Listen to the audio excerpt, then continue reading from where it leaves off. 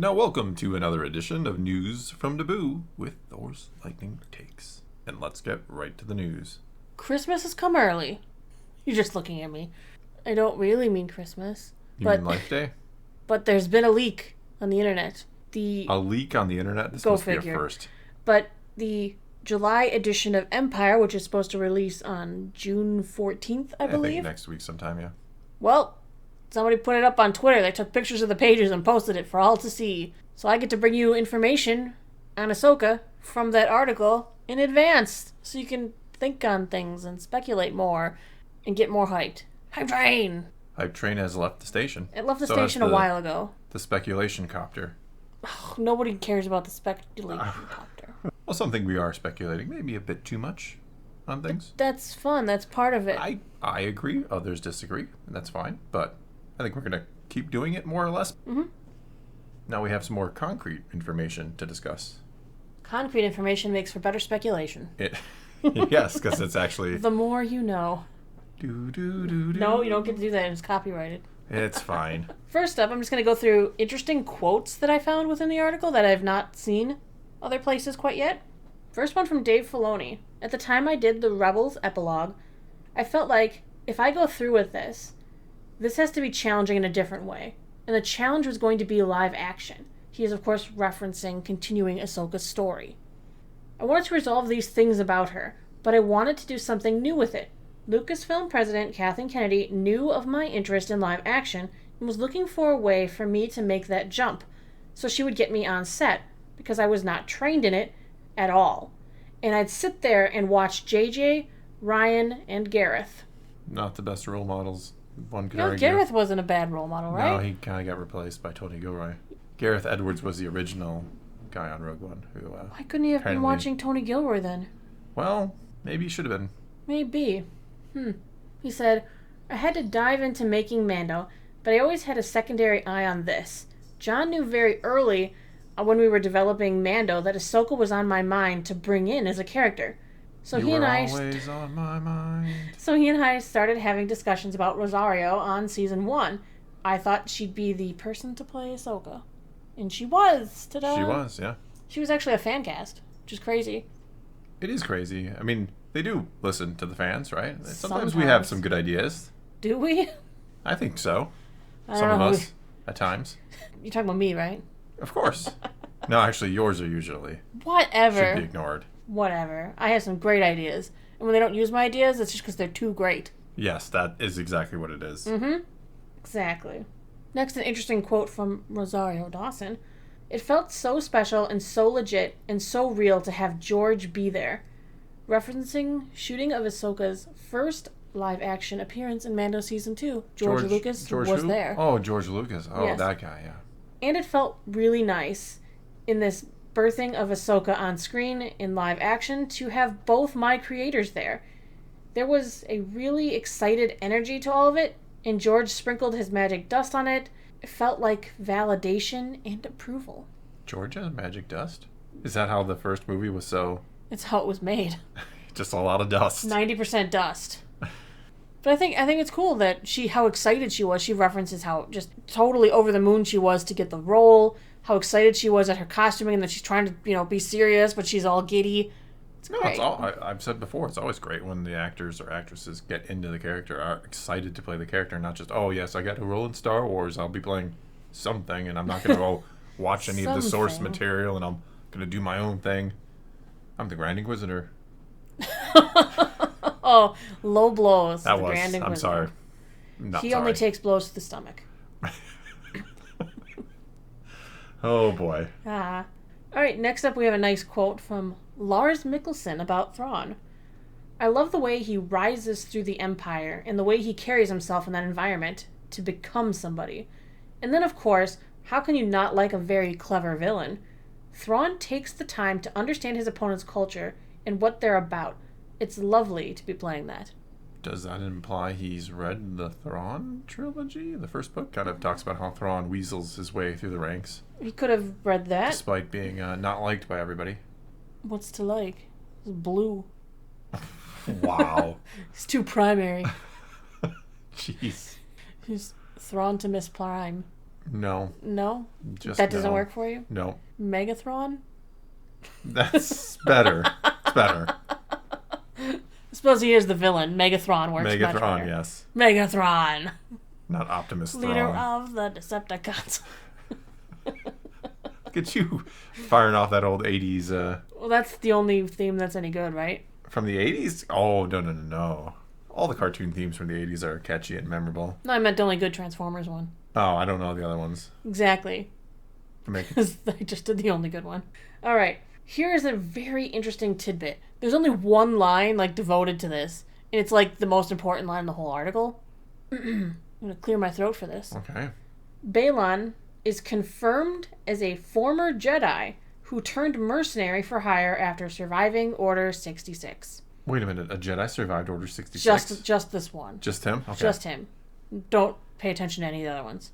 So our kind of theories have panned out, haven't they? Seems that way, doesn't it? We did kind of speculate maybe he's a Jedi who got lost from the Order or something went wrong. And he did, because he survived the Order and turned to mercenary work, which might be why he's kind of fallen to the dark side, because mercenaries don't always get nice people jobs. No, they generally, especially in Star Wars, bounty hunters, mercenaries are just automatically assumed to be baddies. I think what's weird is in our culture, bounty hunters are good, and mercenaries are more bad because they're the ones who will do anything for money. They'll take any job, but in Star Wars, it's backwards. Bounty hunters are definitely seen mostly as bad, but mercenaries, we saw them in some Clone Wars or Rebels or something animated, and the mercenary group we followed was seemingly more good. Which group are you talking about? The one that has Lots Razi. Oh, they weren't real. They were robbing a train. Yeah, for good. They were actually liberator, but okay, Yeah. okay, all right. So the only mercenary group we've really seen is a good mercenary group, but bounty hunters are bad, which is opposite of how we would generally look at things. Yes. It's those original 6 bounty hunters that ruined it for everybody. They really did. Except Embo. He's a cool bounty hunter. But I'm talking about, everybody just assumed, they work for the Empire. It's like an arm of the Empire, right? That, bounty hunters are just bad guys that do Vader's dirty work. Because the only people who would put bounties out on people are bad people. Sure. They aren't using bounties the way that we would use them. No.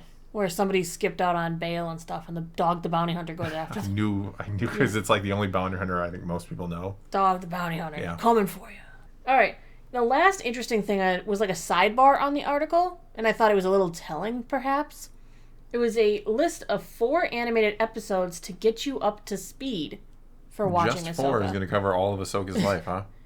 No, just 4. That's all you'll need. Even though we're going to be starting on Thursdays to kind of go over characters that are going to be in Ahsoka with some information that might be interesting. Week by week, Thursdays. Keep an eye out. The first episode was The Wrong Jedi from Clone Wars Season 5, Episode 20. I like that you don't have to watch the whole arc. Just watch the last part of it. You don't have to know, her life as a Padawan to Anakin or anything. All you have to do is watch the episode where she leaves the Jedi Order. Yes, no context whatsoever. No You're context. going to think the Jedi are just been horrible to her the whole time, and that's why she's leaving. Yes, perfect. Yep. Yeah, but that is the episode where she leaves the Order. It's a beautiful episode, but I think you might want a little context pre that. It's one of the best episodes in Clone Wars, yeah. Next, they said Twilight of the Apprentice Part 2, Rebels Season 2, Episode 22.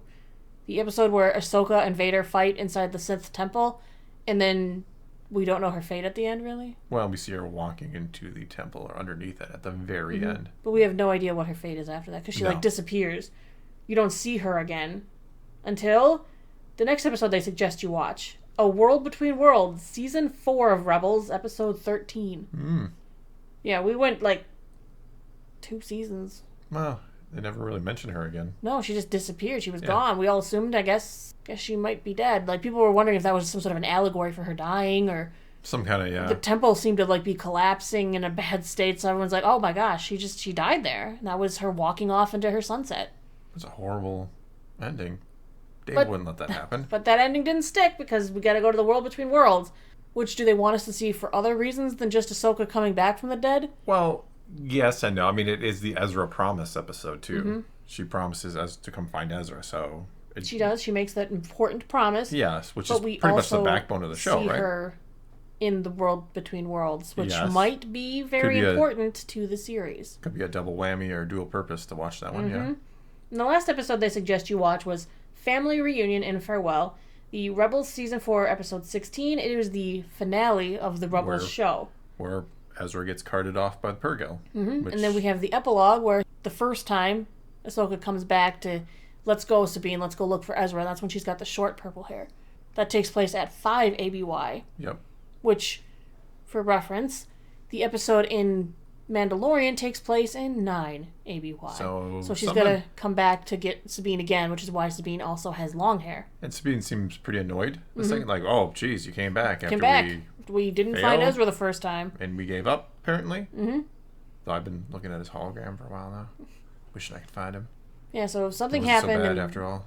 They split up, and now she's coming back to get Sabine for the second time. Yeah. Thank you, Timelines book, for giving me that piece of information. Look at that. It had some use. Not just trying to make sense of all the comic You books know and what use it didn't have? Anything to do with Andor, because Andor's not in the book at all. It's because it was like made I years wanted ago. it in the book, though. I was kind of, not to totally shift topics, but I was kind of hoping, thank you, Kylo.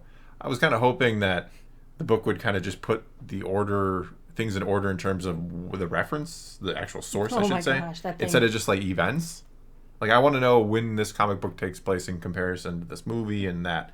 I didn't really want to know, like, oh, this event is here. And I know you can kind of backtrack it into the source. You do have to do that. They didn't do like a full one timeline breaking everything down. Which is what they kind of advertised year by year. Instead, they give you like 700 timelines doing that. Yeah, it's weird because they like branch off and they kind of try to work around the fact that where things are exactly taking place, I feel like. Yeah, there are some that even specifically have like an asterisk and they're like, estimated. Yeah. Like, great.